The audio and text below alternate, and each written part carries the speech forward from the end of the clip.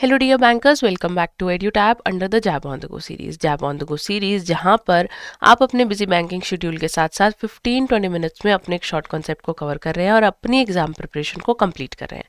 हमारा आज का टॉपिक है depreciation. But before starting the topic, आपकी एग्जाम प्रिपरेशन के लिए प्रीवियस ईयर क्वेश्चंस बहुत ही इंपॉर्टेंट है। So we have prepared a document. इस डॉक्यूमेंट में मई 2023 से लेकर अब तक के previous year questions along with important concepts included हैं। इस डॉक्यूमेंट को अवेल करने के लिए डिस्क्रिप्शन में दिए गए लिंक पर क्लिक कीजिए और इस डॉक्यूमेंट को फ्री ऑफ कॉस्ट अपने डिवाइस में अवेल कर लीजिए और इस डॉक्यूमेंट को यूज कर अपनी एग्जाम प्रिपरेशन को और भी ज्यादा फ्रूटफुल बनाइए। लास्ट लेक्चर के क्वेश्चन को डिस्कस कर लेते हैं। लास्ट लेक्चर का क्वेश्चन था कि rectification of errors affecting profit and loss account of the previous year is done through. अब देखिए कौन सी आइटम्स हैं जो प्रॉफिट एंड लॉस अकाउंट में ट्रांसफर हो जाती हैं, तो वो नॉमिनल अकाउंट्स है ना। तो नॉमिनल अकाउंट से रिलेटेड अगर कोई रेक्टिफिकेशन फॉलोइंग ईयर में आएगी, so we have to treat it through profit and loss adjustment account, क्योंकि वो अकाउंट्स प्रॉफिट एंड लॉस में मर्ज हो चुके हैं, प्रॉफिट एंड लॉस में क्लोज हो चुके हैं। अब उनका अपना इंडिविजुअल एग्जिस्टेंस नहीं बचा है, तो नेक्स्ट ईयर में जब उन अकाउंट्स को लेकर कोई भी रेक्टिफिकेशन आएगी तो it would be rectified through profit and loss adjustment account. Right, topic को स्टार्ट करते हैं। डेप्रिसिएशन क्या है? तो देखिए, डेप्रिसिएशन का मतलब है एसेट की वैल्यू में डिक्रीज होना due to its use, due to change in technology, due to कि टाइम पीरियड निकल चुका है एक पर्टिकुलर उसको मशीनरी को या पर्टिकुलर एसेट को खरीदे हुए। उसके अलावा वियर एंड टियर है ना, उसको यूज़ कर रहे हैं तो वो चीज़ घिस रही है, घिसने से भी उसकी जो वैल्यू है वो डे बाई डे क्या हो रही है, कम हो रही है। तो that is known as depreciation. तो क्या है?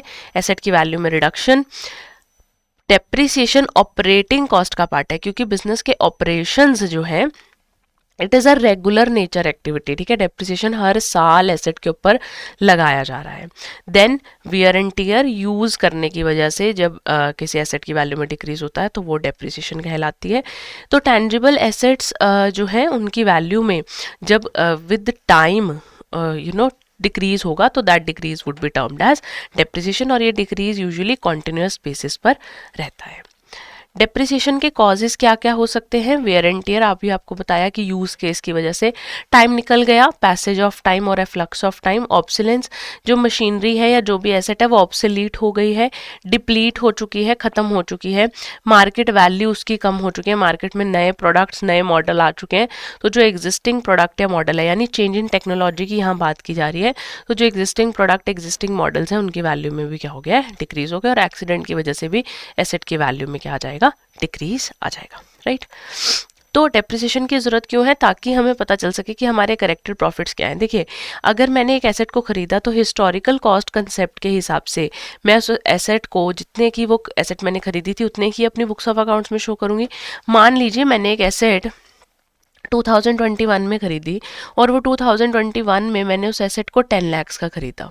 ठीक है, आज 2026 चल रहा है, 2026 तक आते आते क्योंकि हिस्टोरिकल कॉस्ट में बुक्स रह रही हैं, अगर मैं डेप्रिसिएशन नहीं लगाऊंगी तो वो एसेट मेरी बुक्स में आज भी 10 लाख की शो होगी। राइट, बट क्या उस एसेट की वैल्यू आज 10 लाख है?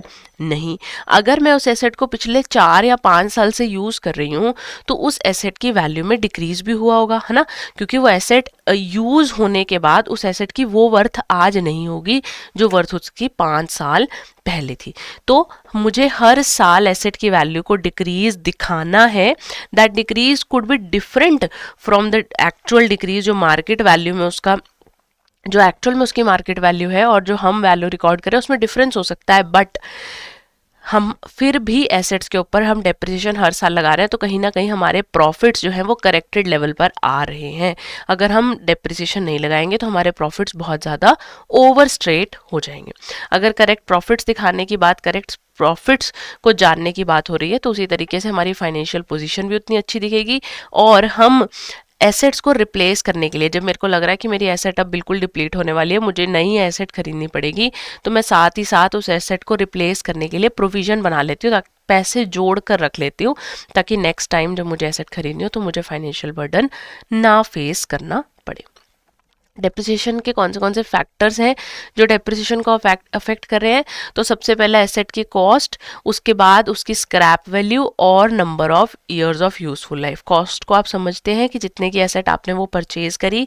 रेजिडुअल और स्क्रैप वैल्यू से मतलब है कि एक पर्टिकुलर टाइम पीरियड के ख़त्म हो जाने के बाद उस एसेट को अगर मैं मार्केट में स्क्रैप की फॉर्म में सेल करने जाऊं तो वो कितने की बिकेगी, ठीक है। तो that is the scrap value.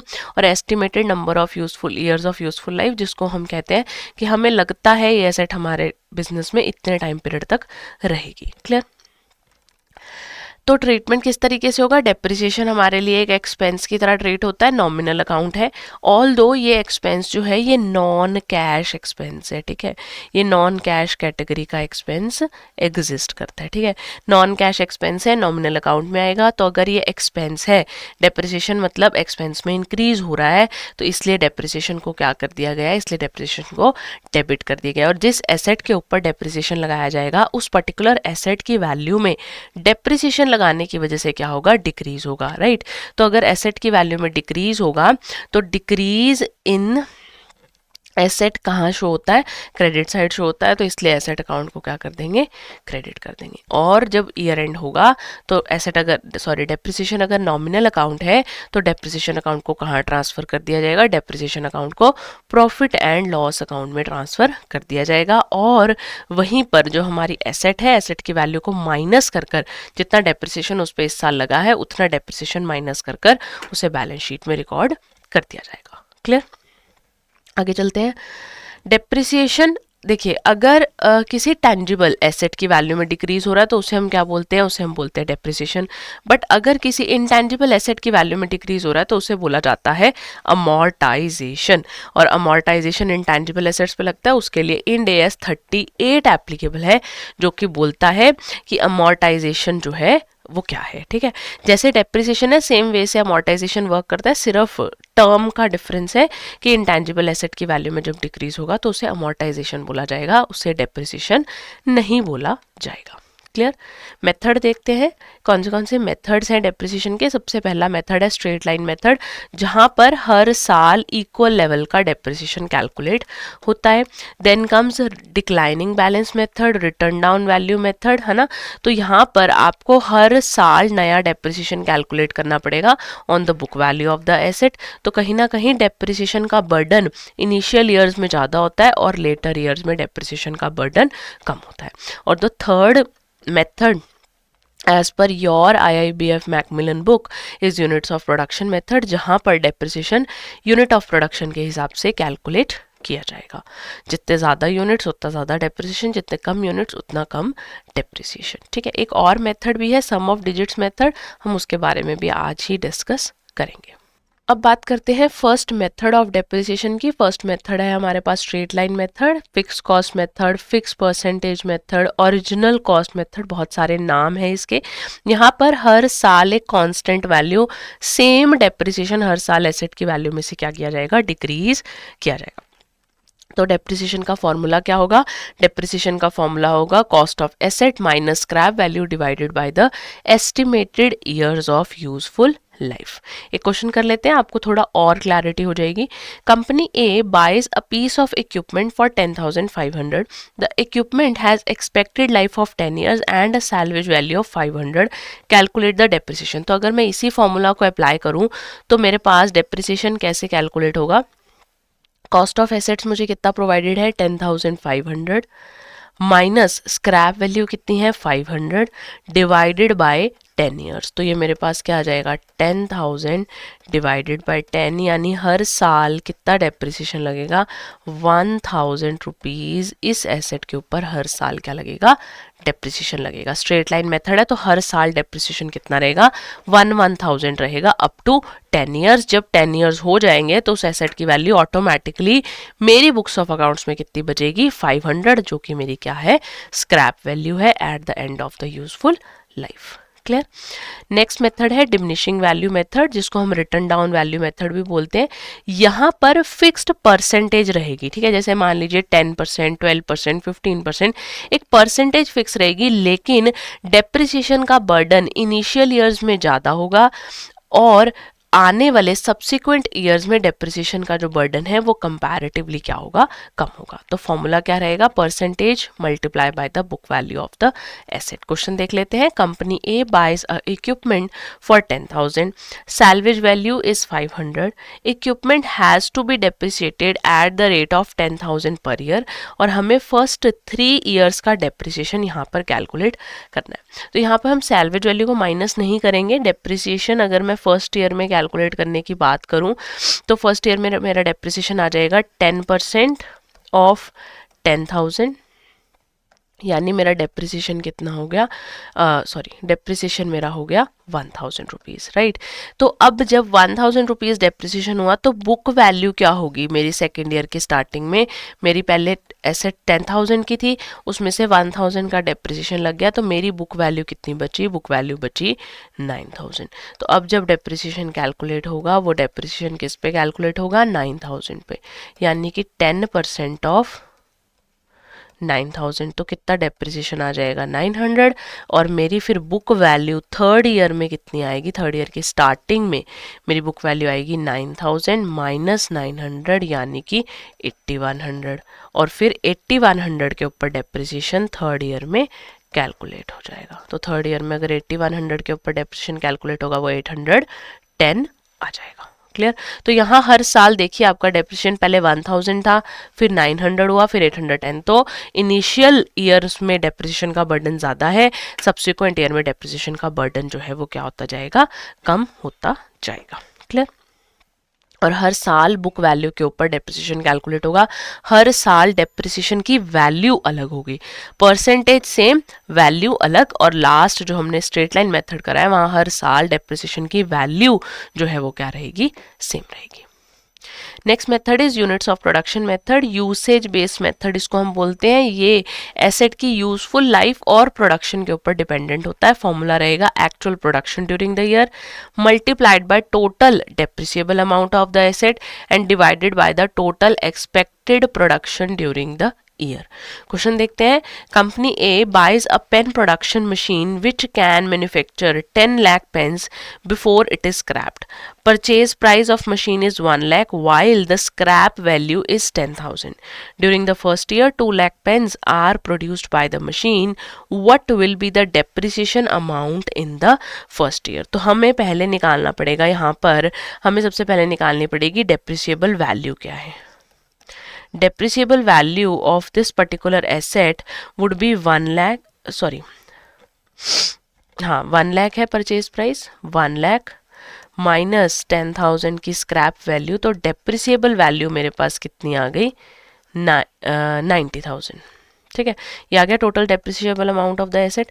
फिर जब मैं यहाँ पर पेन का डेप्रिसिएशन निकालूंगी, डेप्रिसिएशन पर पेन, तो वो कैसे निकलेगा, वो निकलेगा मेरा 90,000 divided by 10 lakh. 10 lakh pens के हिसाब से निकालना है, 0.09 पर पेन मेरे पास क्या आ जाएगा डेप्रिसिएशन। और फर्स्ट ईयर का डेप्रिसिएशन अगर मैं कैलकुलेट करूंगी तो it will be 2 lakh multiplied by 0.09 यानी कि 18,000 डेप्रिसिएशन आ जाएगा पर ईयर। देखिए अगर मैं इसको यहाँ पे इस फॉर्मूला में डायरेक्टली भी लगाऊंगी तो actual production during the year जो है ये आ जाएगी मेरे पास 2 लाख, डेप्रिसिएबल अमाउंट 90,000, और जो मेरी टोटल प्रोडक्शन एक्सपेक्टेड है 10 लाख। वो यहाँ पर किया, दो पार्ट्स में उसको सॉल्व कर लिया, कुछ और नहीं किया। सिर्फ पहले आप डेप्रिसिएबल वैल्यू निकालेंगे, हर पेन का इंडिविजुअल जो यूनिट है उसका डेप्रिसिएशन निकालेंगे, वो आपकी depreciable value divided by the total जो आप प्रोडक्शन एक्सपेक्ट कर रहे हो उससे डिवाइड कर दो। उसके बाद आप जो इस साल की प्रोडक्शन है उससे क्या कर दो, उसको मल्टीप्लाई कर दो, तो 18,000 डेप्रिसिएशन आ जाएगा यहाँ पर फर्स्ट ईयर में। क्लियर। नेक्स्ट मेथड देखते हैं। Next method is sum of year digits method. Sum of year digits method में डेप्रिसिएशन जो है यहाँ पर हायर डेप्रिसिएशन चार्ज किया जाता है so that greater tax benefit आपको मिल सके। तो इसका फॉर्मूला रहता है एन ईयर्स में कैलकुलेट करने का, तो मतलब सब्सिक्वेंट जिस ईयर का हमें कैलकुलेट करना होगा, N divided by sum of all years in the useful life. Company A buys a computer for ₹5,000 for a useful life of 3 years, after which it can be resold for ₹200। तो हमें sum of year digits method के हिसाब से 3 साल का depreciation calculate करना है। तो यहाँ पर भी हम सबसे पहले डेप्रिसिएबल वैल्यू निकाल लेंगे एसेट की। डेप्रिसिएबल वैल्यू निकालने के लिए क्या किया जाएगा, 5000 में से 200 को माइनस कर दिया जाएगा। तो मेरी डेप्रिसिएबल वैल्यू कितनी आ गई, 4800। अब मैं सम ऑफ ईयर्स कर लूँगी। कितने ईयर्स है, 3। तो 1 + 2 + 3 यानी कि सम ऑफ ईयर्स क्या आ गया, 6। फर्स्ट ईयर में डेप्रिसिएशन कैलकुलेट करना है। तो 3 कितने साल बचे हैं, ठीक है, जब फर्स्ट ईयर में करेंगे तो 3 ईयर्स बचे हैं out of total 6 multiplied by 4800, तो यह आ जाएगा 2400। फिर सेकेंड ईयर में अगर कैलकुलेट करेंगे, सेकेंड ईयर के बाद कितना टाइम पीरियड बचा है, 2। तो यहाँ पे आ जाएगा मेरा कुछ आंसर 1600। और थर्ड ईयर में जब डेप्रिसिएशन कैलकुलेट होगा तो कितना सा टाइम पीरियड बचा है, 1। तो वो मेरे पास आ जाएगा 800 डेप्रिसिएशन। तो यहाँ पे भी देखिए हायर डेप्रिसिएशन इनिशियल ईयर में चार्ज किया जा रहा है ताकि आपको ज़्यादा से ज़्यादा टैक्स बेनिफिट मिल सके। सो आज वाले कंसेप्ट्स को रिवाइज करने के लिए कुछ क्वेश्चन कर लेते हैं। If depreciation is not provided the effect will be, क्या होगा अगर डेप्रिसिएशन प्रोवाइड नहीं किया जाएगा। आपको स्टार्टिंग में ही, इस लेक्चर की स्टार्टिंग में ही बताया था कि अगर डेप्रिसिएशन को चार्ज नहीं किया जाएगा तो प्रॉफिट्स क्या होंगे, ओवर स्टेट हो जाएंगे, प्रॉफिट्स ज़्यादा शो होने लग जाएंगे। एक्चुअल में हमें उतने प्रॉफिट्स नहीं है जितने प्रॉफिट्स हमारी फाइनेंशियल स्टेटमेंट शो करेंगे। सो देखिए statement based type questions exam में आते हैं, तो उसी टाइप का एक क्वेश्चन हम आज पढ़ने वाले हैं।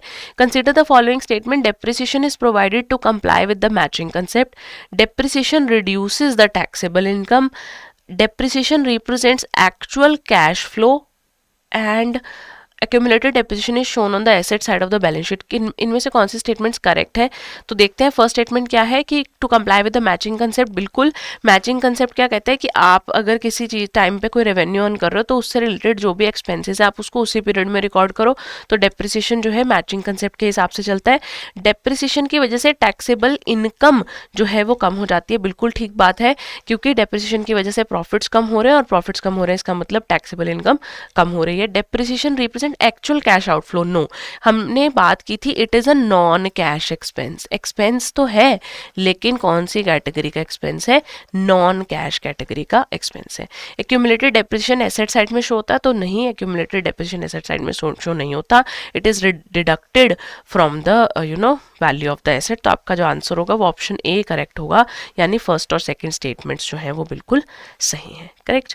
तो ये क्वेश्चन आपके लिए है, आप इस क्वेश्चन को सॉल्व कर आंसर जरूर कमेंट बॉक्स में लिखकर मुझे बताएंगे। आपकी एग्जाम प्रिपरेशन के लिए एड्यूटैप ने कुछ कोर्सेज लॉन्च किए हैं।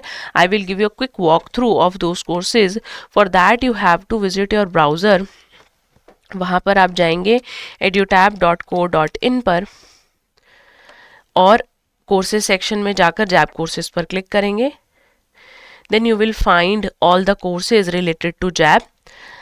The JAIIB complete full package master course, जहां पर आप live classes, concept classes, previous year question, chapter wise mock test and full length mock test को अवेल कर सकते हैं। वहीं पर अगर आप शॉर्ट टाइम पीरियड में अपने सिलेबस को कवर करना चाहते हैं तो आप लाइव क्रैश कोर्स को भी ज्वाइन कर सकते हैं, जहां पर आपको live classes, concept classes, previous year question, full length and chapter wise mock test मिल जाएंगे। यहाँ पर लाइव क्रैश कोर्स में आपको मेंटर टॉक का ऑप्शन भी अवेलेबल होता है। अगर आपको सिर्फ एमसीक्यू प्रैक्टिस करनी है तो उसके लिए आप हमारी टेस्ट सीरीज को भी ज्वाइन कर सकते हैं, जहां पर आपको चैप्टर वाइज और फुल लेंथ मॉक टेस्ट जो है वो मिल जाएंगे। वहीं पर अगर आप किसी सब्जेक्ट स्पेसिफिक मास्टर कोर्स को ज्वाइन करना चाहते हैं तो जैब के ऑल 4 सब्जेक्ट्स के इंडिविजुअल मास्टर कोर्सेज भी अवेलेबल है। आप इन मास्टर कोर्सेज में भी खुद को एनरोल कर अपनी सब्जेक्ट स्पेसिफिक प्रिपरेशन को कंप्लीट कर सकते हैं। When you apply for this courses और आप जब बाय नाउ पर क्लिक करेंगे तो उस टाइम के प्रिवेलेंट डिस्काउंट कोड को लगाना ना भूलें, सो दैट आपको मैक्सिमम डिस्काउंट मिल सके। Coming back to our session, I hope आपको आज के टॉपिक में क्लैरिटी रही होगी। Still if you have any kind of doubts you can write down in the comment section below and you can even call us और email us at hello@edutap.co.in। मिलते हैं अगले JAIIB on the go session में। पढ़ाई जहां रुकती नहीं, साथ चलती है।